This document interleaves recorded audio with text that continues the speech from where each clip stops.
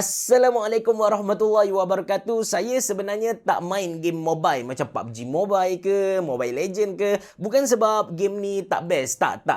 Tapi sebab saya tak nak ganggu daily driver saya. Saya tak nak ganggu Samsung Galaxy Note 10 Plus yang saya guna untuk buat kerja. Tapi saya ada tonton satu video dari Arif Ismail, Mobile Jaya. Dia recommend satu gaming phone yang harga dia sekitar RM300 Malaysia saja dan dia punya performance tu memang padu gila kot. Tapi to be honest, dia punya performance saja tu tak mampu gerakkan hati saya untuk beli smartphone tu. Cuma bila Arif sentuh tentang dia punya kamera, saya macam teruja gila. Saya fikir macam, why not aku beli smartphone ni sebagai second view kamera bila aku buat video. So, ini dia Sony XZ1 seperti mana Arif Ismail recommend tu. Saya dah guna smartphone ni selama seminggu lebih. Jadi dalam video kali ni, saya nak kongsikan pengalaman saya guna Sony XZ1 ni kepada anda. Anda bersama saya, Ashraf Jeffrey, dalam channel YouTube Mona Lisa. Kalau anda belum tekan butang subscribe, pastikan anda tekan butang subscribe sekarang. Jom!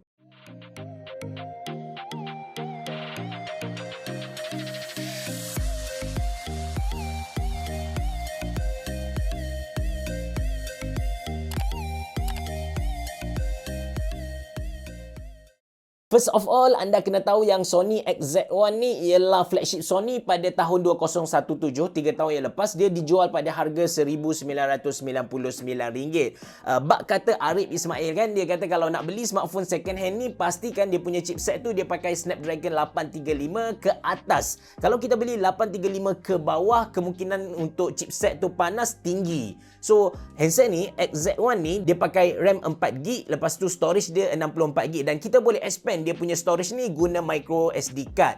Saiz smartphone ni 5.2 inci dengan panel jenis IPS. Dia punya kualiti warna tu okey lah. Cuma kalau kita compare dengan Samsung Note 10 Plus yang saya guna, dynamic range tu kurang sikit. So, ada part-part tu dia punya detail tu akan hilang lah. Maybe sebab dia pakai panel jenis IPS bukan AMOLED. That's why dia punya HDR tu kecil lah. Dan antara skrin dan juga hujung phone tu dia ada jarak yang agak besar sebab dia nak letak speaker dekat situ. Cuma untuk saya yang berjari pendek ni agak susah untuk saya capai button yang ada dekat skrin. So saya rasa sangat tak selesa. Body Sony XZ1 ni agak nipis dan dia tak berat sangat, dalam 154 gram saja. Kalau bab design ni memang saya pujilah Sony. Sebab Sony XZ1 ni dia ada identiti dia yang sendiri. Dari jauh lagi kalau orang nampak kita, orang akan tahu yang kita guna smartphone Sony lah. Kamera belakang dia 19 megapiksel dan paling saya suka dia boleh record 4K dengan 30 fps. Bila saya gabungkan kamera dengan apps Filmic Pro, video yang dihasilkan tu kualiti tip-top lah.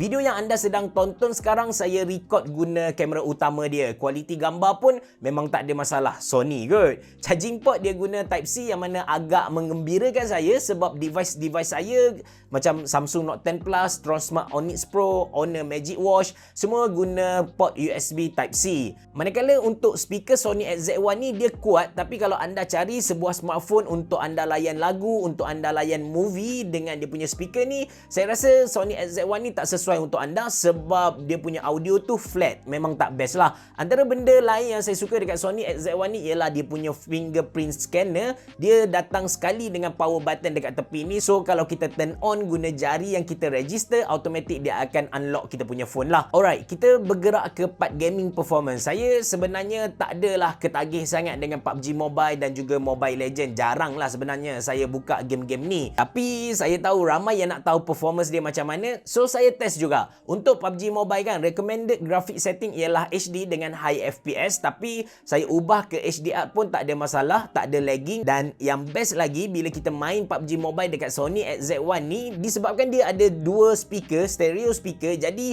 kita boleh tahu enemy tu belah kanan ataupun belah kiri. Dan untuk Mobile Legend pula memang tak ada masalah lah. Kita set saja semua kepada high setting, apa-apa effect pun kita on saja, HFR on, HD mode on, lepas tu shadow pun kita buka, memang tak ada masalah. By the way, kalau anda tertanya-tanya apa game yang saya main, kalau ada masa saya main Grand Chase. Saya suka dengan mekanisme dan gameplay dia. Story pun not bad. Cuma bila sampai level 100 tu macam susah kita nak pergi ke level lain. Macam terpaksa beli in-game item which is benda ni saya takkan buat lah. Dan kadang-kadang saya main game puzzle macam Sudoku macam tu lah. Tentang temperature untuk Sony XZ1 ni okey lah, dia tak panas sangat. Compare dengan Samsung Note 10 Plus saya, Samsung punya temperature lagi panas kot. Overall untuk Sony XZ1 ni saya rasa sangat berbaloi. Saya beli smartphone ni walaupun dia smartphone second hand, dia punya spesifikasi performance tu padu gila kalau kita nak guna untuk gaming. Dan untuk saya benda yang paling penting ialah dia punya kamera lah, sebab saya boleh guna smartphone ni sebagai second kamera saya.